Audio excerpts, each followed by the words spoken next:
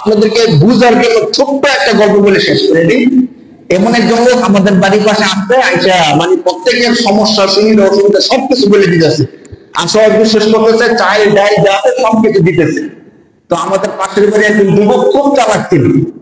তো সে বলতেছে দাঁড়া এবার বলতেছে দেখি, সে যে কথাগুলো বলে সবাই বিশ্বাস করতেছে, আমি গিয়ে দেখি যন্ত্রণা মিথ্যা। সে তখন বিয়ে করেনি।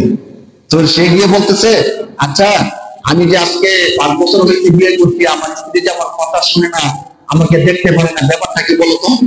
তখন ওই যে তাদের বেসিক যে কথা, সে বলতেছে হ্যাঁ তোমার যে আত্মীয় স্বজনের মধ্যে একজন আছে তোমার স্ত্রীরে তাবিজ করে রাখছে, তাবিজ করার কারণে তোমাকে দেখতে পারে না, এবং তোমার বাড়ির একজনের সাথে তার পরকীয়া সম্পর্ক আছে, এই জন্য সে তোমার সাথে কথা শুনি।